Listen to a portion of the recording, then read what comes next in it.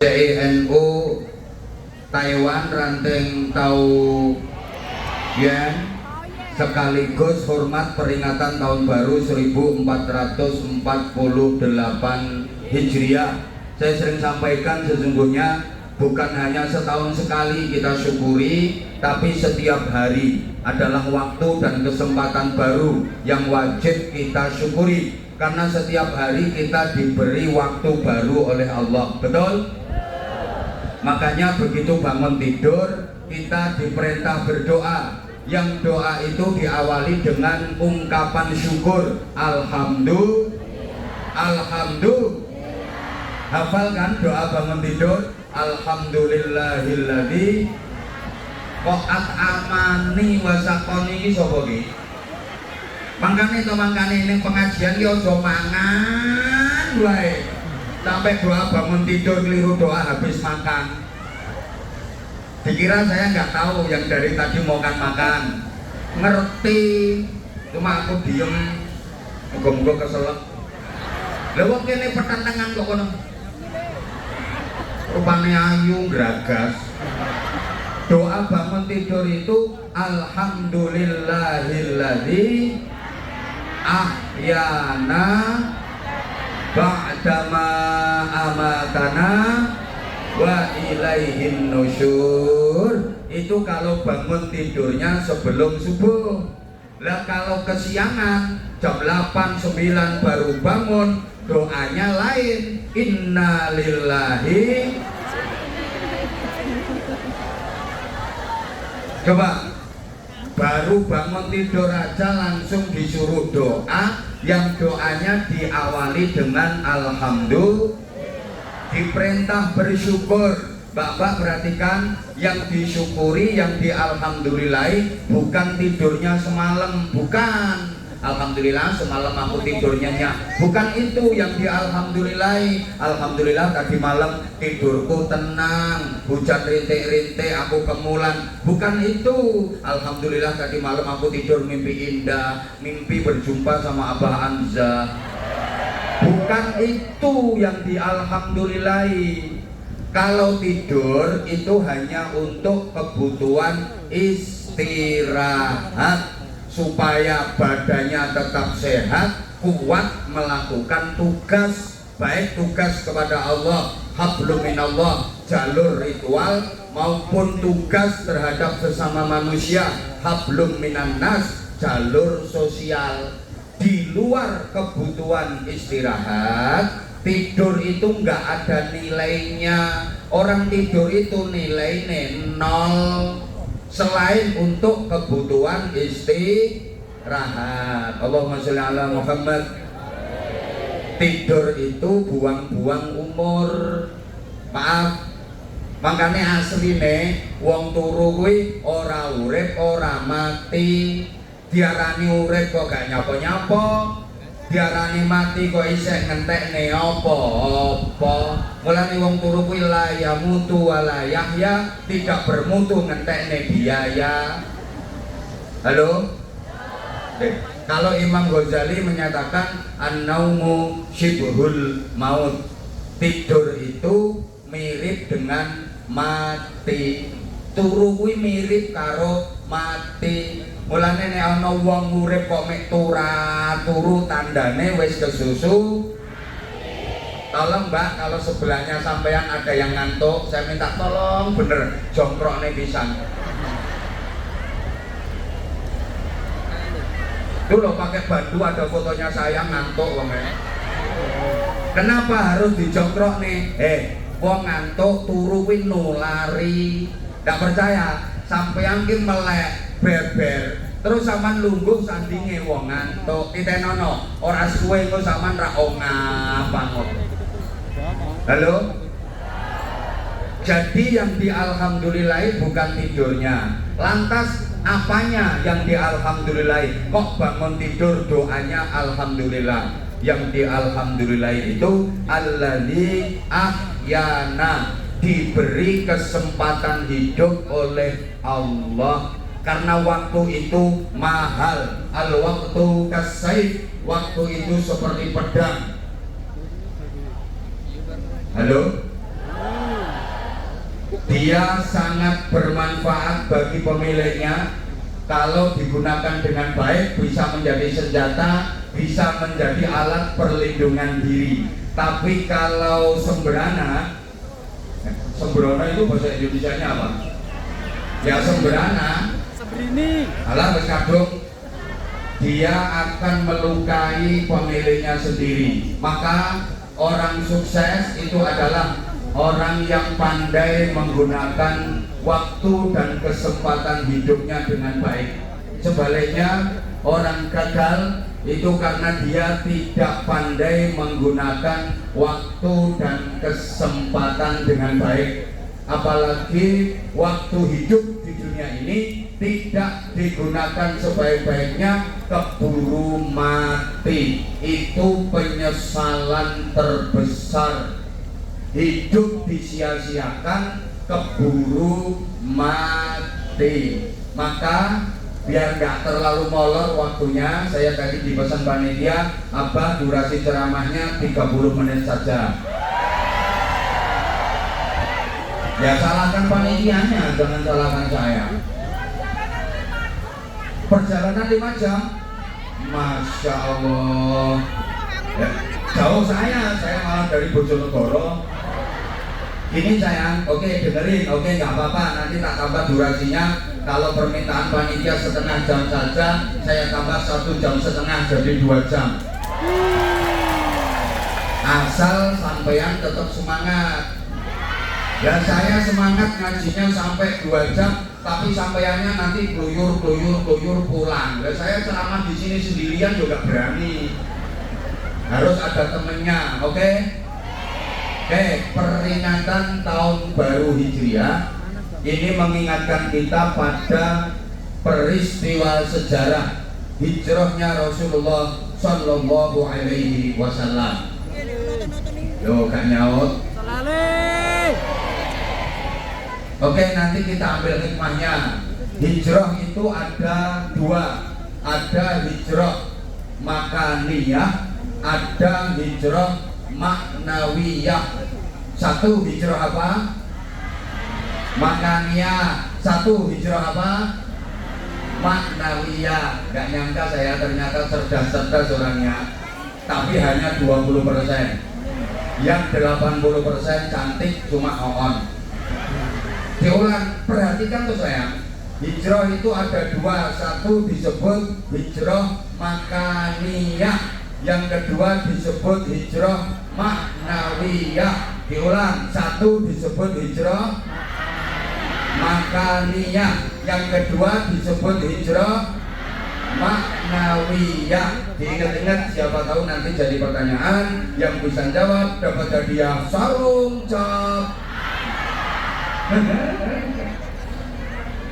Hijrah makaniyah itu hijrah dalam artian berpindah. Karena hijrah makaniyah itu hijrah tempat, seperti yang dilakukan Rasulullah, berpindah dari Makkah menuju Madinah. Termasuk yang sampean lakukan, berpindah dari Indonesia menuju Taiwan. Ini juga hijrah makaniyah. Hijrah dalam artian berpindah.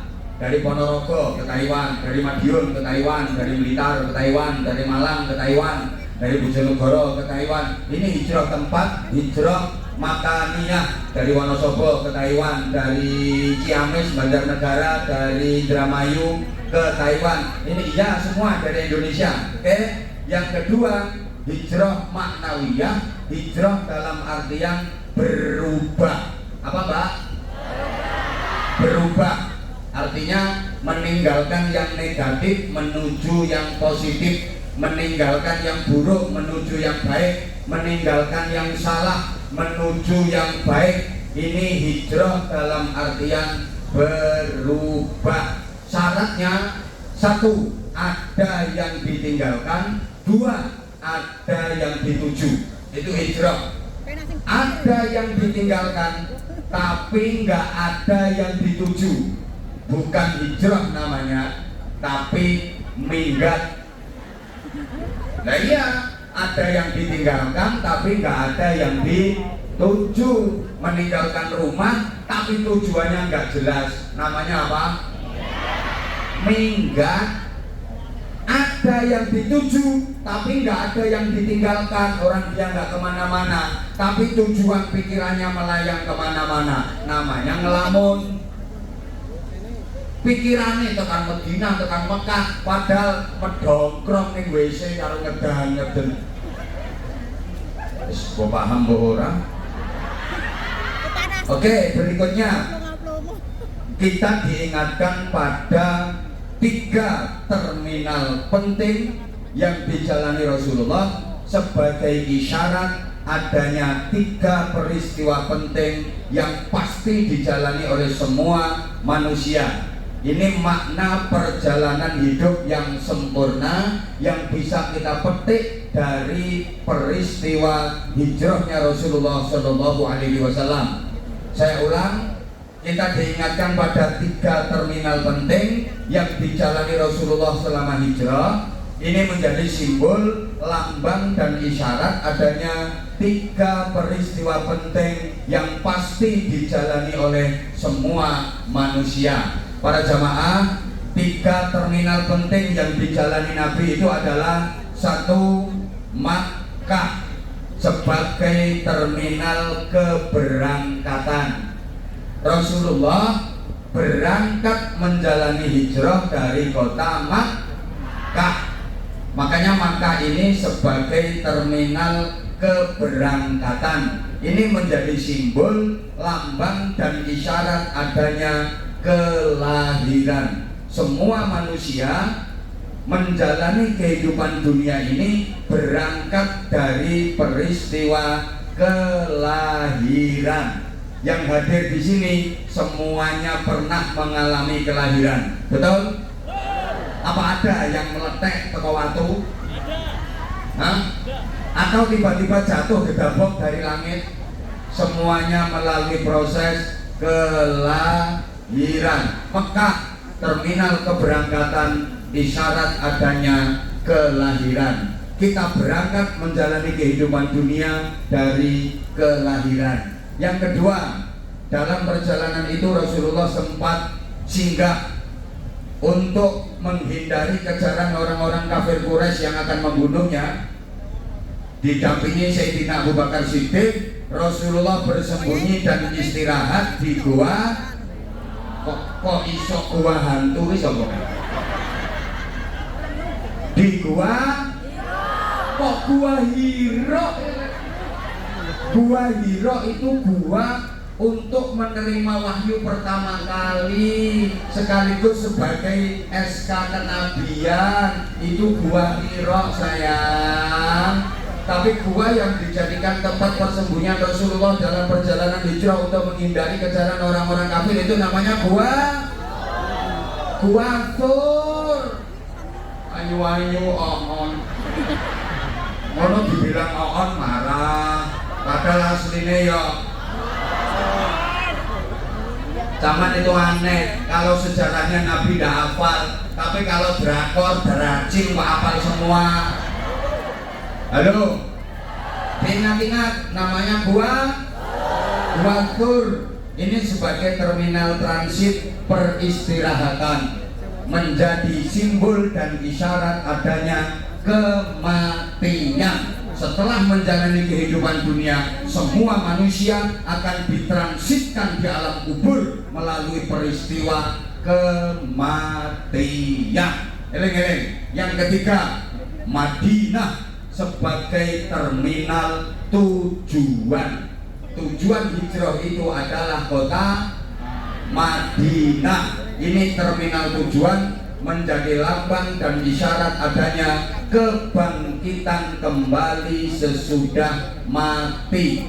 Setelah kematian, hidup di alam kubur bukan berarti urusan selesai, bukan berarti perjalanan manusia selesai, tidak. Tapi kita akan dibangkitkan kembali sesudah mati. Jadi itu 3 terminal, Mekah, Tur, Madinah, menjadi lambang bagi kita, isyarat bagi seluruh manusia adanya kelahiran, kematian, kebangkitan kembali sesudah mati. Semua manusia pasti mengalami kelahiran, semua manusia pasti mengalami kematian, semua manusia pasti mengalami kebangkitan kembali sesudah mati. Semua manusia pasti lahir, semua manusia pasti mati, semua manusia pasti akan dihidupkan kembali sesudah mati. Saya yakin yang hadir di sini semua tahu itu. Saya yakin yang hadir di sini semua sadar itu. Bahkan semuanya yakin kalau semua manusia pasti lahir, semua manusia pasti akan mati, semua manusia pasti akan dihidupkan kembali sesudah mati. Tapi banyak yang tidak menyadari, banyak yang lupa. Yang paling sering dilupakan adalah kematian dan kebangkitan kembali sesudah mati. Kalau kelahiran banyak yang ingat karena memang diingat-ingat, bahkan dicatat. Nek kelahiran akeh sing eling, pancene yo dieling, eling didadekno pepeling. Tapi mati banyak yang tidak menyadari. Hidup lagi sesudah mati banyak yang tidak menyadari. Padahal tahu, padahal yakin, buktinya tidak mau mempersiapkan diri menghadapi dua peristiwa pasti yang bernama mati dan hidup lagi sesudah mati. Yang disiapkan hanya untuk hidup di dunia, hidup di dunia, hidup di dunia. Padahal cuma sementara dan sebentar banget. Sedangkan untuk persiapan hidup di akhirat yang selama-lamanya, kita seringkali tidak menyadari, tidak mempersiapkan diri, tidak mentengke. Betul? Betul? Buktinya tadi cuma 50 NT, bahkan ada yang 20, bahkan ada yang koin. Padahal itu yang untuk hidup selama-lamanya di akhirat nanti. Kok kalah karo regane BH? Halo? Tidak apa-apa, nanti masih ada kesempatan kedua untuk pesantren saya. Kebetulan ini tahun pelajaran baru, Mbak-mbak. Saya pertama mengucapkan terima kasih kontribusi dari jamaah Taiwan untuk pesantren kami, keren, luar biasa. Tepuk tangan untuk jamaah Taiwan. Jadi kalau sampean lihat di IG, ya IG resmi kami @abahhanza_official, itu IG resminya. Follow dong, nanti tak full back. Yaitu yang pegang admin, itu akun IG resminya @abahhanza_official. Itu mungkin di situ nanti sampean bisa tahu progres dari pembangunan dan perkembangan di pesantren kami. Sampean kalau lihat itu ada sedang pondasi persiapan gedung 3 lantai hadap-hadapan, itu kurang lebih ada 42 ruang, anggarannya 10 miliar kurang lebih. Nanti kalau sampai lihat sebelahnya ada gedung yang udah berdiri, itu diantaranya anggaran dan dananya juga dari Taiwan. Jadi sampai kalau pas lihat postingan itu, aku melu bangun sah. Iya 10 NT sah. Dan saya sangat senang sekali, alhamdulillah, kalau ada dulur-dulur yang kerja di Taiwan pas pulang ke Indonesia, silakan silaturahim ke pesantren kami, silakan cross check ke pesantren kami, apakah benar di tempat kami ini santri biaya semuanya gratis, semua kitab yang digunakan untuk mereka belajar itu gratis. Silakan ditanyakan ke santri-santri daripada saya sendiri yang ngocek. Apakah sudah dari dulu ada MBG mangan bareng gratis? Iya benar. Apakah anak santri baru seragam sekolahnya juga gratis dan di sini tidak ditarik biaya? Monggo cek sendiri, saya akan senang. Itu diantara kontribusi dari penjenengan. Nanti ada kesempatan yang tadi baru 10 NT itu loh, dengar-dengar itu loh orangnya. Masih ada kesempatan nanti di agak akhir majelis ini, ada kesempatan bagi penjenengan untuk membantu anak-anak yatim di pesantren kami. Alhamdulillah, Mbak, kemarin pendaftaran santri baru yang daftar 1.500 lebih. Tapi karena fasilitas kami hanya bisa menerima putra-putri 400 saja.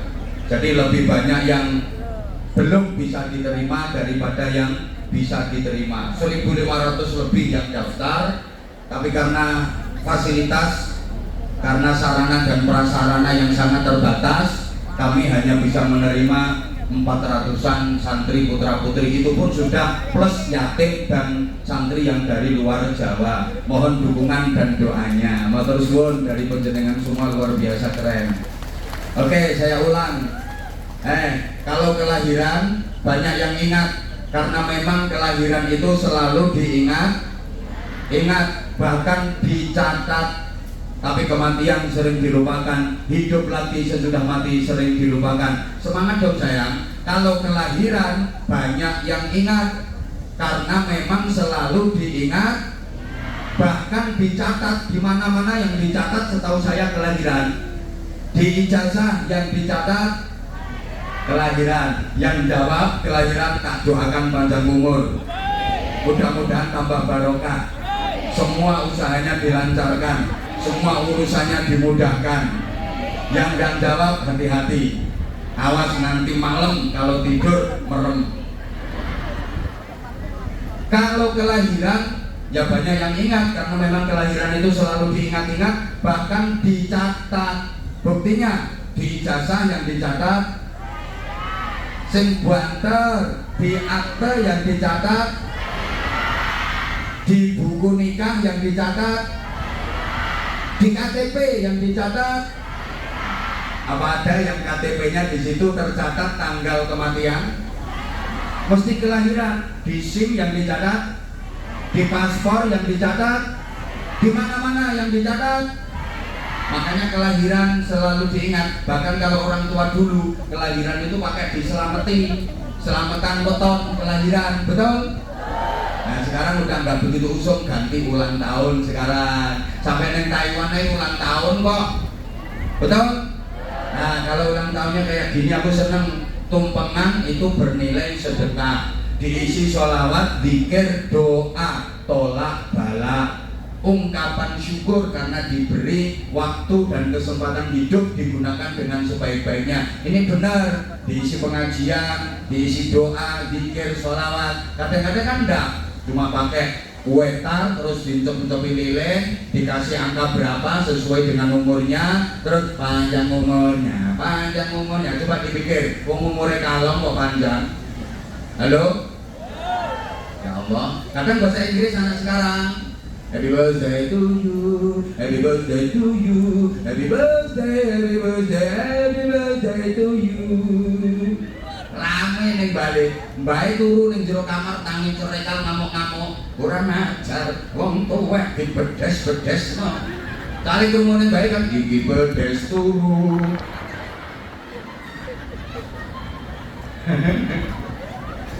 Iki bedes turu. Makanya orang sekarang itu dikit-dikit harus bisa bahasa Inggris. Jujur, saya itu kan nggak pintar bahasa Inggris, atau bisa dibilang nggak bisa lah. Makanya saya kalau kemana-mana bawa anak saya, Bima, ini sebagai penerjemah. Nah, di pesawat aja itu kan ditawari sama pramugarinya, ditawari minta makan apa, minta minum apa. Tapi ya saya menang ya tanya itu. Saya kan nggak bisa. Halo? Di imigrasi juga, saya bahasa Inggris itu bisanya cuma I sing under two ling I plum you. I sing under two, aku ngising ning dhuwur waktu. Tuling I plum you, aku golek, aku kecemplung banyu. Nah iya itu I sing under two, tuling I plum you. Saya bisanya cuma yes sama no. Pokoknya gratis yes, bayar no. Yes you. Sekarang orang itu harus bisa bahasa Inggris. Gini ya, nanti kalaupun sama udah pulang ke Indonesia, tidak menutup kemungkinan zamannya global, Pak, globalisasi. Produk-produk barang yang beredar di pasaran itu semua pakai bahasa Inggris. Nah kalau nggak ngerti, nanti nggak bisa membedakan barang. Bentuknya sama persis, tapi barangnya berbeda, fungsinya berbeda, karena tulisannya pakai bahasa Inggris. Nanti sama nggak bisa membedakan antara kecap dengan sampo. Kan podo persis bentuknya sasetan, curut-curutan cair rupane ireng. Bojone sampeyan njaluk gawe ke sambal kecap, sampean jukone sret dikira kecap ternyata sampo diulek tone bojo dipangan ya murah cangkem muntuk sirahe gatel rambute kotor kepengen keramas ambil saset hitam dikira sampo ternyata yuk turu dirubung semut barangnya podo sama persis tapi tulisannya pakai bahasa Inggris dan nggak bisa membedakan sakit mata maunya diobati pakai salep obat sakit mata keliru lem Alteco nah kan podo persis halo apalagi bahasa Arab maaf orang Islam itu walaupun secara global dikit-dikit harus ngerti bahasa Arab coba pedoman utama kita dalam beragama itu Al-Quran dan hadis semuanya pakai bahasa Arab. Nah kalau nggak ngerti gimana cara memahami Quran dan hadis apalagi mengamalkan mengerti aja ndak ini di rumah ini orang ya aku ngomong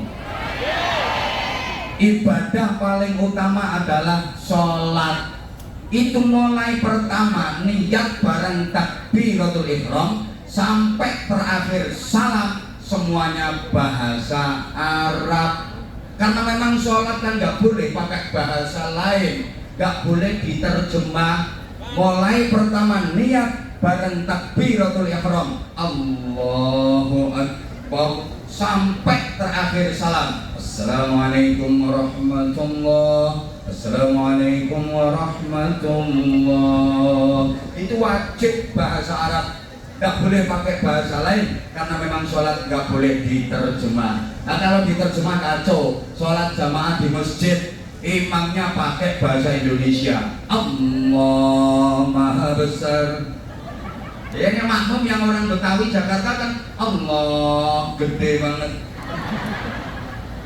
kena makmum tonggoku wong Bojonegoro Gusti Allah kaudi awak Medion Ponorogo kae Gusti Allah gederan sing lucu Madura Allah Maha Jeraja tak iya ana tak iya iki barang kenapa sholat nggak bisa khusyuk nggak bisa khudu hatinya nggak bisa hudur karena nggak ngerti zikir dan doa yang dibaca selama sholat itu artinya apa. Para jamaah rahimakumullah, di antara cara supaya sholat kita hudur, khusyuk itu sambil merenung zikir dan doa yang dibaca dalam setiap gerakan sholat itu artinya apa supaya pikirannya nggak belayang. Halo? Ya Allah. Ini sampean lagi baca kabiro walhamdulillahi katsira wa subhanallahi bukratan wa asyira. Itu artinya apa? Nanti pas la syarika lahu wa bidzalika umirtu ana minal muslimin. Artinya apa? Jadi pikiranmu ora kok pas perurung kecekel tangan. Allahu Akbar. Majikan yo pelit. Ngomong dengan kita harus libur yang ngelera karuan. Karena apa? Sampean ndak angen-angen. Coba kalau ngerti artinya, itu cara khusyuk. Halo? Ketika rukuk, subhana rabbiyal azimi wa bihamdi, subhana rabbiyal azimi wa bihamdi. Artinya apa? Nah kalau nggak ngerti artinya ya terus sholatnya cepet banget ngono kae kaya sholatmu gitu loh. Hampir Allahu Akbar. Untung jadi guli-guli ndut gobek-gobek. Cerekal meneh Allahu Akbar. Untung jadi guli-guli ndut gobek-gobek. Nah itu sama malaikat nggak ditulis sholat itu, ditulis senam. Saya itu heran kalau ada orang sholat yang terlalu cepet yang dibaca apa coba? Coba. Nah, ruko paling cepet kan subhana rabbiyal azim wa bihamdi 3 kali. Tak praktekno ya, sampean bisa ngukur seberapa cepet. Saya ini termasuk lambenya paling cerewet, guys. Tak waca paling cepet ruko Allahu Akbar subhanallahi wa bihamdihi subhanallahi wa bihamdihi. Ini paling cepet baru sampai Allahu liman hamidah. Lah nek salate tul balik paling dhewe lagi Allahu Akbar detik. Sujud ini nyosok ya detik. Sholat moto suki lo manut imam sopo. Gue paham orang.